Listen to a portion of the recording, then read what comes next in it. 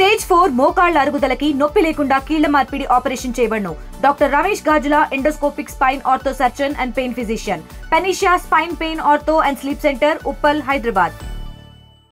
ప్రకృతి అందాలకు ప్రముఖ పుణ్యక్షేత్రాలకు నిలయమైంది ఉమ్మడి కర్నూలు జిల్లా. ఉమ్మడి కర్నూలు జిల్లాలో ప్రముఖ శైవ క్షేత్రాలు శ్రీశైలం మల్లన్న, యాగంటి బసవన్న, మహానంది నందీశ్వర స్వామి చాలా ఫేమస్. అయితే కాలజ్ఞానంలో వీర బ్రహ్మేంద్ర స్వామి రాస్తూ రోజు రోజుకి పెరుగుతున్నటువంటి రాతి బసవన్న రంకేస్తే కలియుగాంతం తప్పదని వీర బ్రహ్మేంద్ర స్వామి చెప్పారు. ప్రస్తుతం మనం యాగంటి క్షేత్రంలో ఉన్నాం. ఆ యాగంటి క్షేత్రంలో రాతి బసవన్న రోజు రోజుకి ఎలా పెరుగుతున్నాడు, ఇక్కడ ఉన్నటువంటి స్థల పురాణం ఏంటి అనేటువంటి అంశం మీద ఆర్టీవీ అందిస్తున్నటువంటి ఎక్స్క్లూజివ్ గ్రౌండ్ రిపోర్ట్. ఇదే మనకు కనిపిస్తున్నటువంటి యాగంటి పుణ్యక్షేత్రం. ఈ యాగంటి పుణ్యక్షేత్రంలోనే రాతి బసవన్న 20 సంవత్సరాలకు ఒక ఇంచు పెరుగుతున్నట్లు పురావస్తు శాఖ కూడా తేల్చింది. అసలు ఆ రాతి బసవన్న ఎలా పెరుగుతున్నాడు అనేటువంటి అంశం మీద ఒకసారి ఇక్కడ ఉన్నటువంటి స్థల పురాణం ఏదో అక్కడ ఉన్నటువంటి స్వాముల వారిని అడిగి తెలుసుకుందాం. ఈ క్షేత్రానికి చేరుకోవాలంటే బనగానపల్లి నుంచి 15 కిలోమీటర్లు, అదే నంద్యాల నుంచి 70 కిలోమీటర్లు, కర్నూలు నుంచి 90 కిలోమీటర్లు వస్తుంది. ప్రస్తుతం యాగంటి పుణ్యక్షేత్రం ఈ నిర్మాణం అంతా కూడా 15వ శతాబ్దంలో విజయనగర సామ్రాజ్య పాలకులు హరిహర బుక్కరాయ సామ్రాజ్య పాలకులు ఈ ఆలయాన్ని సందర్శించి ఇక్కడ ఆలయం నిర్మించినట్లు చరిత్ర కారణాలు చెప్తున్నాయి. చుట్టూ ఎత్తైనటువంటి కొండల మధ్య వెలిసినటువంటి యాగంటి బసవేశ్వరుడు మాట్లాడడానికి ఆలయ అర్చకులు ఉన్నారు. స్వామి చెప్పండి, యాగంటి బసవన్న రోజు రోజు పెరగడానికి కారణం ఏంటి? సార్, నంద్యాల జిల్లా బనగానపల్లి మండలంలో ఉన్నటువంటి అతి శైవ క్షేత్రం యాగంటి. ఈ యాగంటి క్షేత్రంలో ఉమామహేశ్వరుల వారు స్వయంభూగా వెలిసారండి. గర్భాలయంలో స్వామి అమ్మవారు వెలిసిన తర్వాత మాకు చేసి పెట్టిన నందీశ్వరుడు అవసరం లేదు, స్వయంభూగా ఉండాలనే ఉద్దేశంతో చేతి ఆశీర్వదిస్తే ఆ యొక్క పెద్ద పర్వతం కూడా చిన్న బసవయ్యగా మారిపోయిందని చెప్తారండి. అప్పటి నుంచి కూడా దినదిన ప్రవర్ధమానంగా పెరుగుతూ వస్తూ ఉన్నట్లుగా చెప్తారు. మామూలుగా ప్రతిష్ఠించినటువంటి బసవయ్య అయితే శివుడికి ఎదురుగా పెట్టడం జరుగుతుంది. స్వయంభూ కాబట్టి పక్కగా ఉన్నట్లుగా చెప్తారు. ఇక్కడ బ్రహ్మంగారు కూడా ప్రత్యేకించి కాలజ్ఞానంలో కలియుగాంతాన యాగంటి బసవయ్య అంతకంతకు పెరిగి రంకె వేస్తారని కాలజ్ఞానంలో లెక్కించడం జరిగింది. అందువల్ల కూడా పెరుగుతూ వస్తున్నట్లుగా చెప్తారు. దాదాపు 100 సంవత్సరాల మా పూర్వీకులందరూ కూడా పై వాళ్ళందరూ కూడా ఇక్కడ స్తంభాల మధ్యగానే ప్రదక్షిణాలు చేస్తున్నామని చెప్పేవాళ్ళు. ఇప్పుడు ఆ విధంగా లేకుండా అయిపోయింది కాబట్టి పెరుగుతూ వస్తూ ఉన్నట్లుగా చెప్తారండి. అలాగే గర్భాలయంలో కూడా ఉమామహేశ్వరుల వారు ప్రతిష్ఠించినటువంటి విగ్రహం కాదు, స్వయంభూగా వెలిశారు. అగస్త్య మహర్షి వారు ఉత్తర భారతదేశాన్ని పూర్తి చేసి దక్షిణ దేశ యాత్రకు వచ్చినప్పుడు ఇక్కడ ఒక విష్ణుమూర్తిని ప్రతిష్ఠ చేయాలనే ఉద్దేశంతో ఆలయ నిర్మాణం చేసిన తర్వాత స్వామివారిని ఆ యొక్క ప్రతిష్ఠ చేసే చివరి నిమిషంలోనే ఆ యొక్క విష్ణుమూర్తికి కుడివైపు పాదానికి బొటనవేలు గోరుస్థితం అయిపోయిందని చెప్తారు. ఆ యొక్క శిథిలమైనటువంటి విగ్రహాలను పూజించరాదు కాబట్టి తీసుకెళ్లి మధ్యలో ఉన్నటువంటి కొండ చెరువులో ఉంచడం జరిగింది. ఇప్పుడు మళ్ళీ అగస్త్యుల వారు ఆ యొక్క స్వామి అమ్మవారి కోసమే తపస్సు చేసి మీకెవరం కావాలో కోరుకోండి అంటే స్వామి మన భరతఖండంలో ఎక్కడా అయినటువంటి విధంగా స్వయంభూగా వెలవాలని కోరడం చేత అగస్త్యుల వారి యొక్క కోరిక మేరకే ఈ యొక్క ప్రధాన ఆలయంలో స్వామి అమ్మవారు స్వయంభూగా వెలిశారు. బసవయ్య కూడా స్వయంభూనేనండి. ఇక్కడ పుష్కరిణికి సంబంధించి ఇక్కడ ఉన్నటువంటి గుహల్లో ఎలాంటి తపస్సు చేశారు, ఏ మునులు ఉన్నారు, ఎందుకు కాకులకు ఇక్కడ అలవు లేదు? ఇక్కడ అగస్త్యుల వారు స్వామి అమ్మవారి కోసమై తపస్సు చేసే తరుణంలో ఆ యొక్క రాక్షసులు కాకుల రూపంలో వచ్చి తపోభంగం చేశారంటండి. అందువల్ల క్షేత్ర పరిధిలోకి కాకులు రాకూడదని శపించారట అగస్త్యుల వారు. అందువల్ల ఆయన యొక్క శాపం మేరకే క్షేత్ర పరిధిలోకి కాకులు రావని చెప్తారండి. అందువల్ల ఎక్కడైనా శ్రీవాహనమైనటువంటి కాకి ప్రవేశం లేదు కాబట్టి ఇక్కడ క్షేత్రంలో నవగ్రహ ప్రతిష్ఠ కూడా లేదని చెప్తారండి. ఎక్కడైనా శివాలయం అన్న తర్వాత నవగ్రహ ప్రతిష్ఠ ఖచ్చితంగా ఉంటుంది, కానీ ఇక్కడ ఈ ఆలయంలో నవగ్రహ ప్రతిష్ఠ లేదు. అందువల్ల క్షేత్రంలో వచ్చినటువంటి భక్తులకి ఆ స్వామివారిని దర్శనం చేసుకున్నటువంటి మాత్రంలోనే శని దోషాలన్నీ కూడా తొలగిపోతాయని చెప్తారండి. అలాగే కొండకు వచ్చేసి 3 గృహలు ఉన్నాయి. మొదటి గృహలు వచ్చేసి అగస్త్యుల వారు అక్కడ ఒక శివలింగాన్ని ప్రతిష్ఠ చేసి నిత్యము యోగాభ్యాసం చేసినటువంటి ప్రదేశం అని చెప్తారు. రెండవ గృహ వచ్చేసి విష్ణుమూర్తి గృహ. స్వామివారి ప్రతిష్ఠ చేయదలిచినటువంటి విష్ణుమూర్తిని తీసుకెళ్లి గోరు చిత్తలమవడం చేత ఆ గృహలో ఉంచినట్లుగా చెప్తారు. చివరి గృహ వచ్చేసి బ్రహ్మంగారు గరిమిరెడ్డి అచ్చమ్మ గారికి జ్ఞానమును బోధించినటువంటి గృహ అని చెప్తారండి.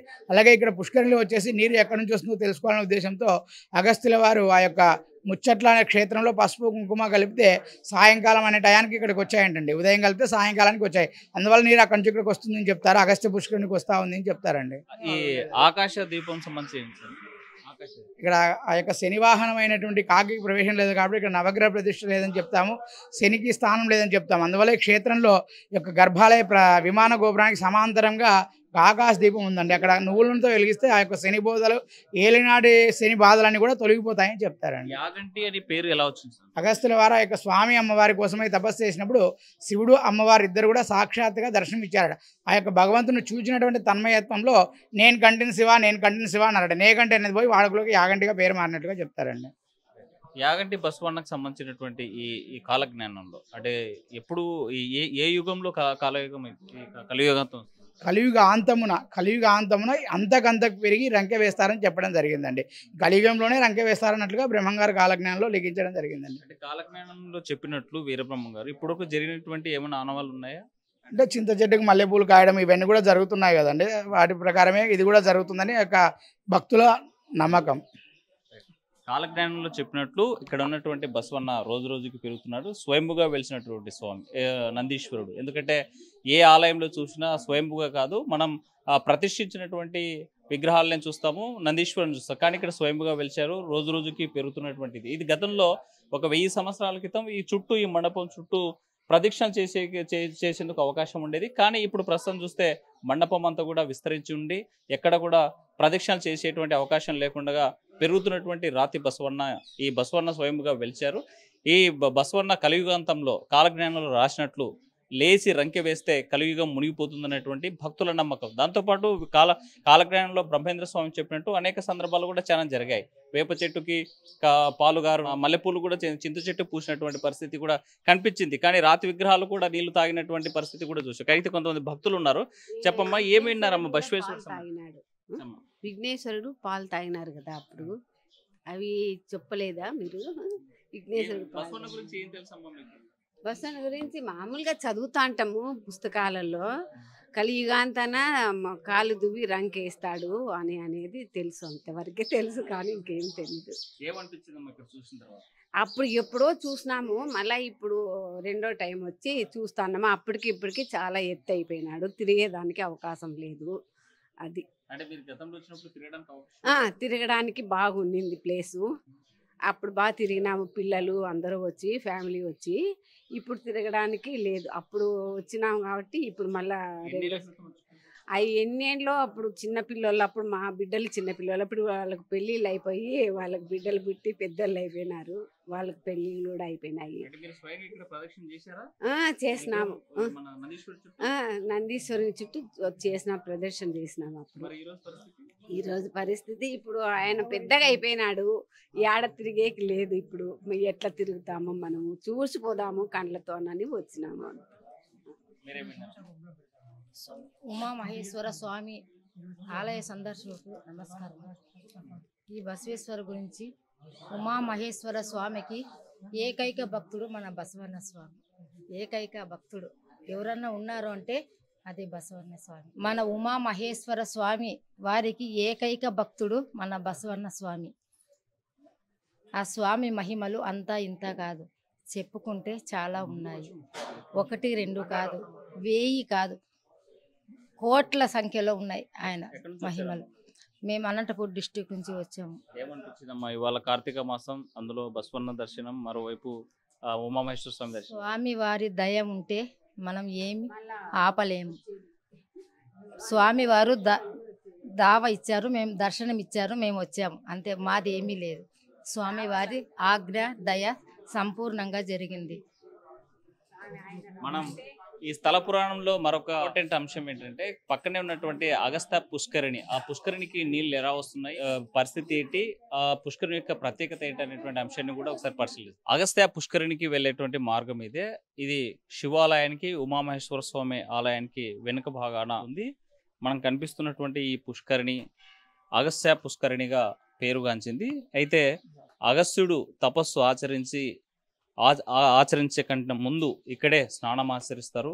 ఈ పుష్కరిణిలోనే స్నానం ఆచరించిన తర్వాత తన తపస్సు చేసుకోవడానికి ఈ పైన ఉన్నటువంటి గుహల్లో వెళ్ళి తపస్సు చేస్తాడనేటి చరిత్ర ఇక్కడ స్థల పురాణం చెప్తుంది.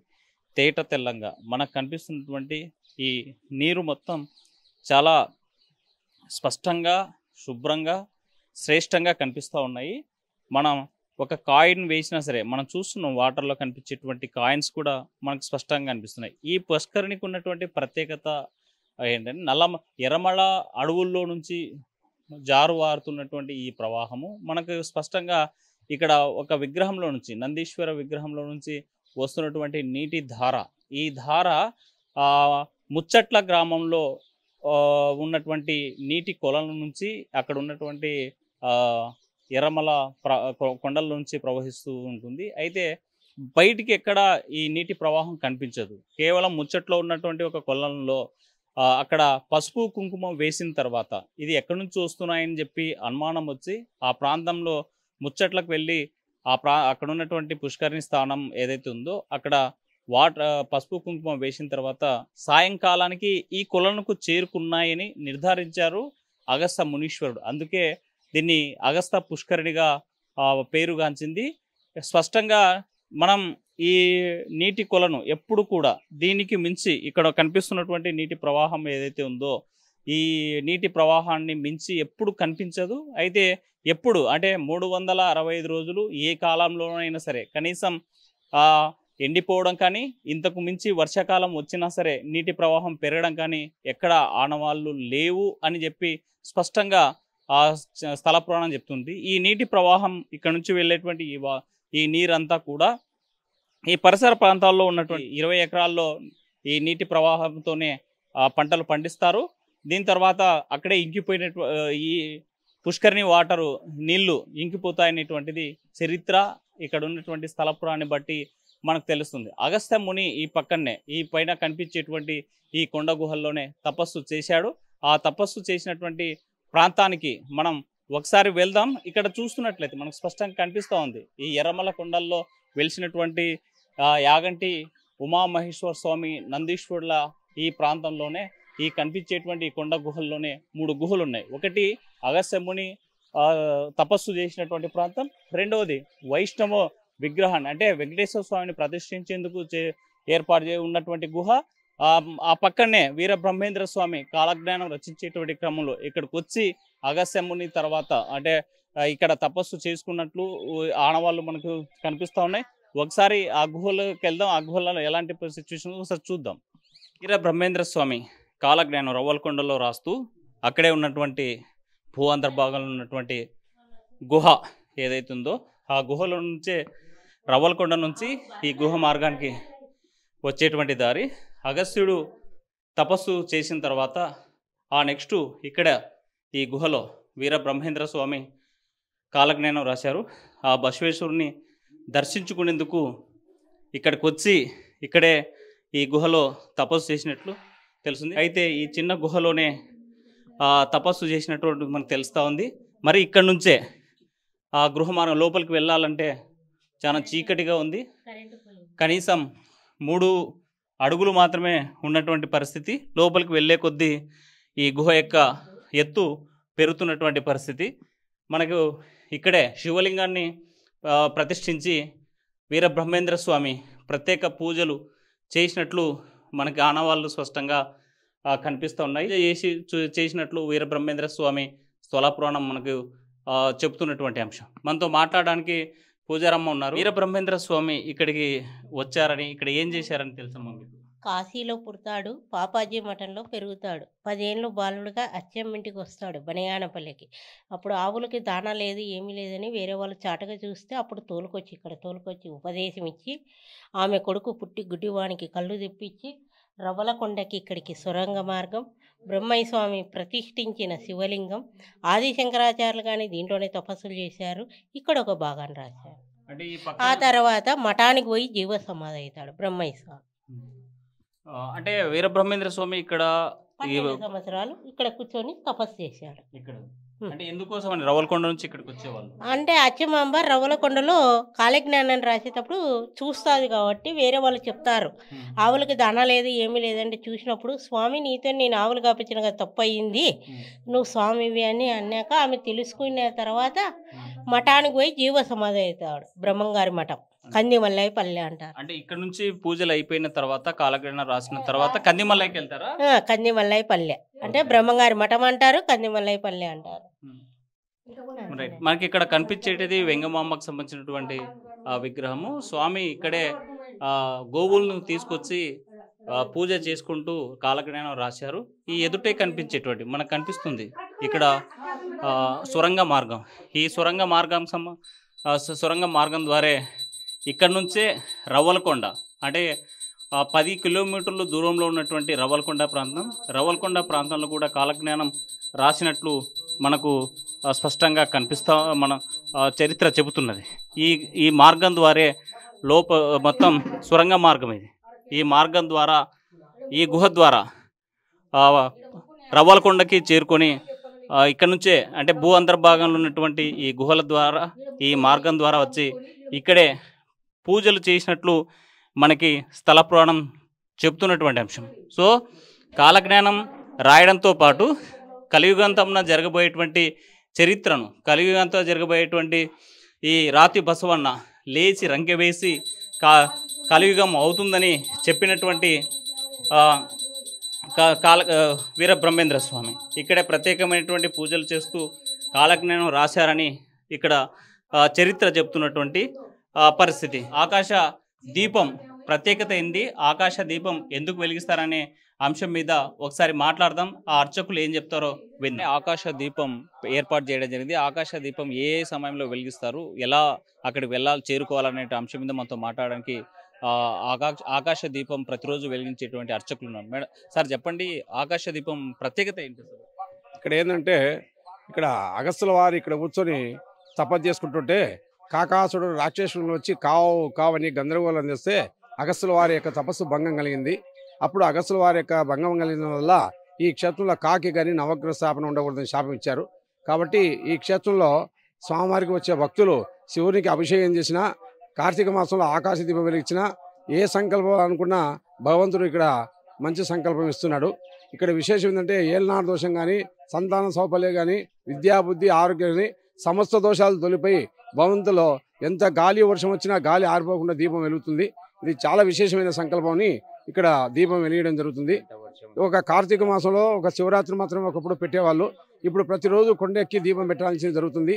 ఆ కొండపైన దీపం పెట్టడానికి మెట్లు కానీ ఎలాంటి సమస్య లేదు. పూర్వీకులు ఎలా పద్ధతిగా దేవతలు పోయి దీపం ముట్టించి వచ్చేవాళ్ళో ఈరోజు ఆలయ అర్చకుడు చంద్రశేఖర శర్మ అనే నేను ఈరోజు దీపం పాకుకుంటూ పోయి దీపం వెలిగించే జరుగుతుంది. కొన్నేళ్ళుగా ఈ ఆకాశ దీపం పెడుతున్నాను. పైకి వెళ్ళాలి అంటే ఈ ఆకాశ దీపం చేరుకోవాలంటే ఎంత సమయం పడుతుంది? ఇక్కడ దాదాపు ఆకాశ దీపం వెలిగించాలంటే నాకు 2 గంటల టైం పడుతుంది. పాకుకుంటూ పోయి దీపం వెలిగించి మళ్ళీ కిందికి దిగవాలంటే 2 గంటల సమయం పడుతుంది. అంటే ఈ ఆకాశ దీపం వెలిగించేటువంటి అవకాశం మీకెందుకు దక్కిందంటే? అంటే ఆనాడు పూర్వీకులు మా పెద్దలు తీసుకునే పుణ్యము, నేను తీసుకునే పుణ్యము, ఈరోజు ఆ సేవ ఈ ప్రాంతంలో చుట్టుపక్కల వాళ్ళు అందరూ ట్రై చేసినారు. కానీ ఆ భగవంతుడు నాకే ఆ సేవ ఇచ్చినాడు. కానీ కష్టపడి కొండెక్కి చాలామంది భక్తులు ఎలా ఎక్కుతున్నావు స్వామి అని కామెంట్ చేస్తున్నారు. కానీ భగవంతుడు నాకు ఆ అనుగ్రహం ఇవ్వడం వల్ల నేను ఈ దీపం కొండెక్కి పెడుతున్నాను. అంటే వారసత్వంగా తరతరాల నుంచి మీ కుటుంబీకులే చేస్తున్నారు? అలాంటిది ఏం లేదు. నేను కొన్నేళ్ళుగా ఇక్కడ వెంకటేశ్వర అర్చకుడుగా చేస్తూ నాకు ఒక సంకల్పం అని అనిపించింది. ఆ కొండెక్కి దీపం పెట్టించాలి. ఒకప్పుడు పూర్వీకంలో దీపం పెట్టేవాళ్ళు, ఇలా క్షేత్రంలో దీపం లేకుండా పోయింది, అలా ఎక్కి చేస్తే బాగుంటుందేమో అని చెప్పి నా సొంత నిర్ణయంతో దీపం ఎక్కి ముట్టేయడం జరుగుతుంది. ఏ పరిస్థితుల్లో ఉన్నా ప్రతిరోజు మీరు దీపం ఏ సమయంలో పెడతారు? అంటే కార్తీక మాసంలో అయితే అమావాస్య నుంచి అమావాస్య వరకు దీపం వెలియడం జరుగుతుంది. ఎంత గాలి వర్షం వచ్చినా కొండెక్కి దీపం వెలిగిస్తున్నాను. మామూలు టైంలో అయితే శనివారం, సోమవారం, పౌర్ణమి, ఏకాదశి, మహాశివరాత్రి రోజుల్లో మాత్రమే దీపం వెలియడం జరుగుతుంది. యాగంటి క్షేత్రానికి వచ్చిన కొంతమంది భక్తులు మంది ఉన్నారు సార్, చెప్పండి యాగంటి క్షేత్రం గురించి మీకు ఏం తెలుసు? యాగంటి క్షేత్రం నుంచి ఇక్కడ నంది గురించి బాగా తెలుసు. నంది సంవత్సరం పెరుగుతున్నారని చెప్పి నేను నా చిన్నప్పుడు 8వ తరగతి 7వ తరగతి ఆ టైంలో వచ్చి తర్వాత రావడం ఇదే యాగంటి క్షేత్రం గురించి. వెంకటేశ్వర స్వామి గురించి చాలా సినిమాల్లో కూడా చూపించారు ఈ క్షేత్రాన్ని. చాలా రోజుల తర్వాత దర్శించుకోవాలనిపించింది, దేవుడు ప్రాప్తినిచ్చాడు. బసవన్న పెరుగుతాడని ఎవరన్నారండి?